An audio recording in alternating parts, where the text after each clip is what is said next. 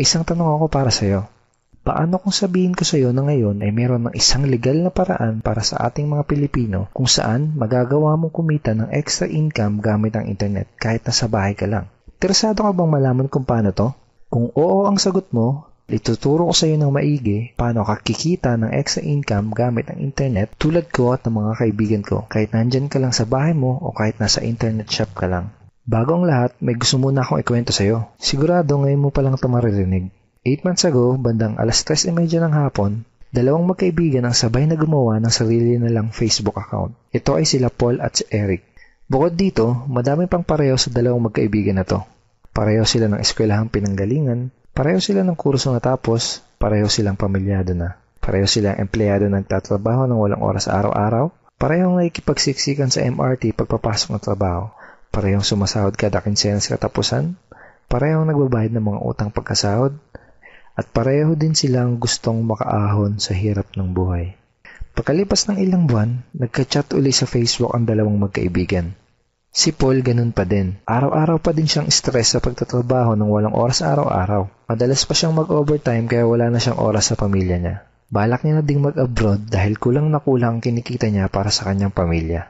Nalulungkot man siyang umalis dahil ayaw niyang malayo sa pamilya niya pero wala siyang choice kung hindi magsakripisyo.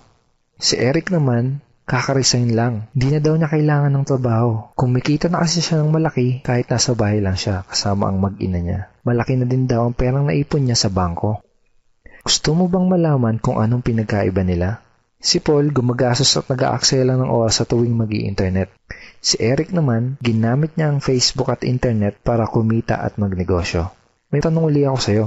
Gumagamit ka din ba ng computer para mag-Facebook at mag-internet? Ito ang ilan sa mga ordinaryong Pinoy na katulad mo na nagkaresulta, kumikita gamit ang internet. Lenton Montejo from Davao City, Philippines. I earned $1,200 in 7 weeks. Jeff Perez from Quezon City, Philippines. An ordinary guy like me has earned over $4,000 in 2 months. Ivy Amor Dahino from Bangkok, Thailand. Highly recommended opportunity. I've just mentioned this to my friends. Kiko Javier from Davao, Philippines. I'm now averaging about $700 per month since I started this. Reden Kakista, Riyadh, Saudi Arabia. I earned $6,460 using internet only. I'm here in the Middle East working and I'm even earning more than my salary here. Nakakatuwa, di ba? Nung una, naniwala lang sila at sumubok. Ang maganda, pwede ding mangyari sa iyo mga to. Kung gusto mo na ding matutunan kung paano kikita gamit ang internet,